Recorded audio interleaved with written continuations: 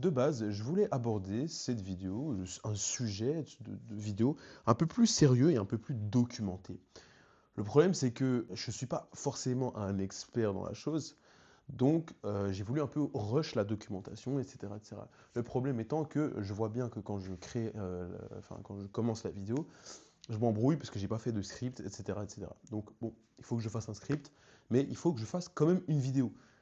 Donc, quel est le dilemme? C'est juste qu'on va parler d'autre chose, plus spontanément, tout simplement. Je vais quand même introduire le sujet initial dont je voulais parler, mais on va divaguer puisque c'est le but de ce genre de vidéo que j'ai commencé. C'est plus un journal à ciel ouvert qu'autre chose, quoi. Et puis voilà, vous l'écoutez en tant que podcast, en fond, si vous faites quelque chose. Voilà, en vrai, c'est voilà, c'est pour aussi vous mettre dans un truc de oh ok, peut-être que je peux rebondir sur ça et que nan, nan, le partage toujours. Bref, le sujet que je voulais aborder de base, c'est la neurodivergence et le lien qu'on peut faire avec les aptitudes cognitives, les aptitudes comportementales que les premiers humains avaient aussi, entre autres les chasseurs-cueilleurs. Je voulais commencer ma phrase d'accroche avec ceci. Si tu es neurodivergent, tu aurais sans doute fait un chasseur-cueilleur assez prodigieux. Alors, je vais développer. Justement, si on regarde des études, si on regarde l'histoire en général, les chasseurs-cueilleurs devaient avoir des aptitudes qu'on retrouve chez les neurodivergences. Alors, moi, je vais parler du TDAH principalement, puisque c'est ce que je vis au quotidien. Je peux parler du spectre autistique. Ah, ça, c'est deux choses que je connais bien. On va laisser d'autres de neurodivergences, mais bon, ça englobe quand même la globalité des neurodivergences. Cette simple phrase m'a fait raisonner sur un tas de choses et m'a fait rebondir sur des pensées que j'avais déjà. Concrètement, qu'est-ce que je fous? Qu'est-ce que je fous ici? Qu'est-ce que je fous ici à vouloir me donner des objectifs, à voir des gens autour de moi se donner des objectifs qui, pour moi, n'ont aucun sens. Je n'ai pas envie d'augmenter mon pouvoir d'achat, je n'ai pas envie d'augmenter mon train de vie en général. Je n'ai même pas peur que mon train de vie baisse. Je n'ai pas envie de me surpasser à la tâche pour un job quelconque, même pour un espèce de job passion, parce que au final, je reste dans la boucle du capitalisme. Le capitalisme me dégoûte au plus haut point. Alors, c'est peut-être hypocrite de parler comme ça. D'une certaine manière, ça l'est. Qu'est-ce que tu veux que j'y fasse? En fait, je ne peux pas encore, je ne me sens pas prêt pour l'instant à m'éloigner de toute civilisation, créer peut-être ma civilisation à moi, créer mes normes, mes règles, etc. Enfin voilà, il y a pas de plan construit, viable pour l'instant, qui me mène à ça. Voilà. Revenir du coup sur les chasseurs-cueilleurs et les neurodivergences d'aujourd'hui, tout ce qui est hypervigilance chez le TDAH, tout ce qui est hyper focus, tout ce qui est pensée en arborescence, etc., etc., sont des choses qui seraient utiles dans un monde dans lequel nous ne vivons plus. Et c'est dommage. Je pense qu'il y aurait beaucoup de gens qui pourraient exploiter leur plein potentiel autrement. C'est ce qui ressort en fait dans les plaintes les plus courantes des neurodivergents aujourd'hui, c'est que la société n'est pas adaptée à nous. Et c'est pour ça que, en fait, au final, quand je dis que je suis neurodivergent, oui, par rapport à la société dans laquelle je vis. Sinon, non. Voilà. Non. Oui, je n'ai pas la capacité à rester assis pendant des heures et des heures pour un travail de bureau. Voilà, j'ai des difficultés comme ça qui font que je ne serai jamais corporate. J'ai des difficultés aussi de sociabilisation. Oui, oui, je ne serai jamais le parfait employé ou le parfait hustler. Je ne serai jamais le parfait entrepreneur, tout ça, tout ça. Mais ça ne m'intéresse pas. Ça m'intéresse pas, en fait. Ça m'intéresse pas du tout. Je n'ai pas envie. Oui, dans la vie, il faut faire des compromis. Dans la vie, l'humain est fait de compromis et l'humain a toujours fait des compromis. Donc voilà, en fait, au final, c'est comme ça.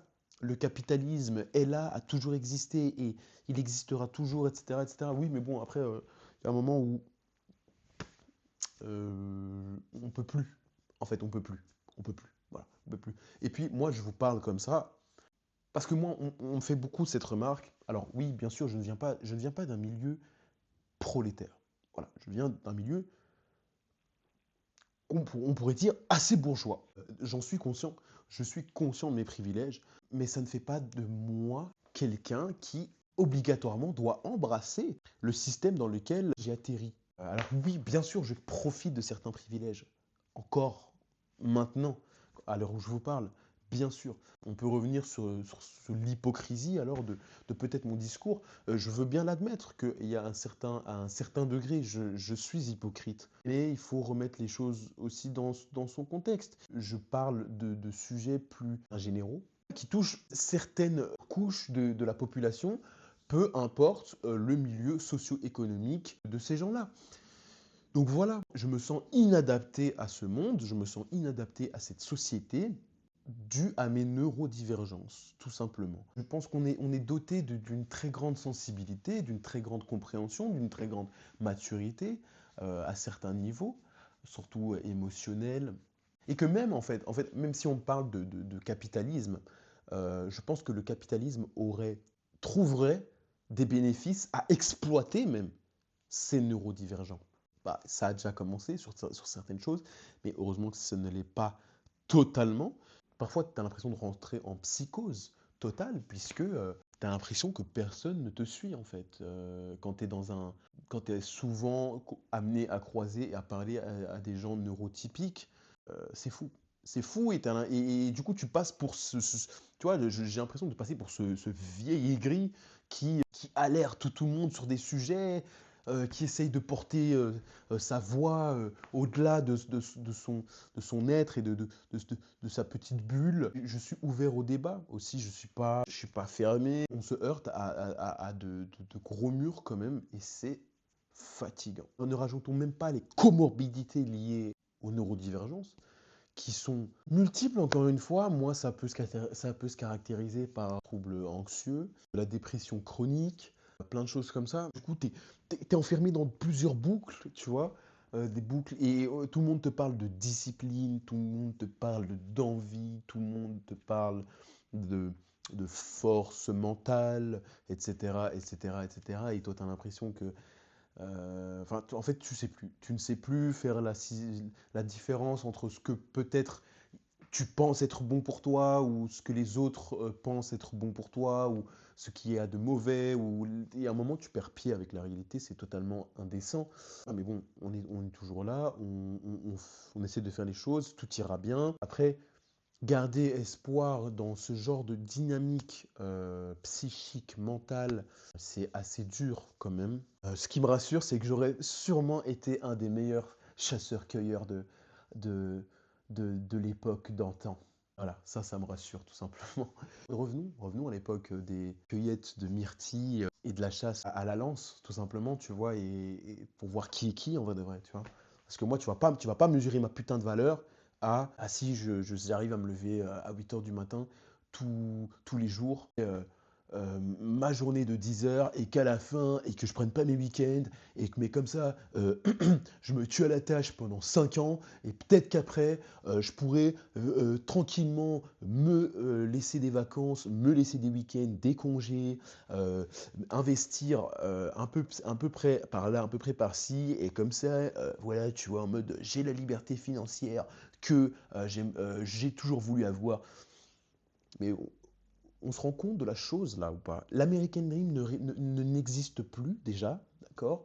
L'ordre mondial tel qu'on le connaît est en train de faire ça, même carrément peut-être qu'il n'existe plus. Si on suit les dernières paroles du Premier ministre canadien, il n'existe déjà plus. Je reviens sur l'hypocrisie aussi, c'est que toi, qu'est-ce que tu fais? Toi, Slowly, qu'est-ce que tu fais? Je ne fais rien pour l'instant. Voilà, je me suis jamais autoproclamé militant, je me suis jamais autoproclamé leader d'une voie, d'un chemin. Je me suis jamais autoproclamé guerrier de quelque chose parce que, voilà, tout simplement, j'ai encore des choses. Et je voudrais le faire. Et ça va arriver progressivement. Mais voilà, honnêtement, je vous jure que là, dans la tête, c'est vraiment le Vietnam. Voilà. Donc, je me sens pas capable de faire certaines choses très normales du quotidien, c'est-à-dire même me brosser les dents. tout simplement certaines périodes de ma vie. Donc voilà. Mais j'ai toujours voulu être, oui, dans le social, toujours apporter ma pierre à l'édifice, n'importe quel édifice, du moment que c'est une cause que je juge noble et digne, tout simplement. Voilà. Donc oui, je suis hypocrite aussi sur ça, peut-être, voilà, parce que c'est plein de choses. C'est assez dur, hein, la neurodivergence, hein, c'est assez dur. Et puis voilà, bon, nous nous bâtirons autour de ces difficultés et nous les rendrons plus justes et plus adaptées à nous, tout simplement. C'était tout pour aujourd'hui. Je trouve que j'ai assez parlé, je trouve que c'était assez mélangé, je ne vais pas vous mentir, mais parce que, encore, je dois recalibrer, hein, je dois recalibrer la chimie de mon cerveau, je vous avoue, ça part encore dans tous les sens. Du coup, voilà. Je pense que toi, neurodivergent qui regarde cette vidéo, tu aurais fait un énorme chasseur-cueilleur. On aurait été une team bien sympathique de chasseurs-cueilleurs. Et voilà. Donc, il y a tous ceux aussi qui sont arrivés à cette vidéo et qui pensent que les neurodivergences, tout ça, etc., les différences cognitivo-comportementales sont du bullshit. Je vous invite à vous documenter et je vous invite à sortir de vos carcans très réducteurs, tout simplement. Voilà.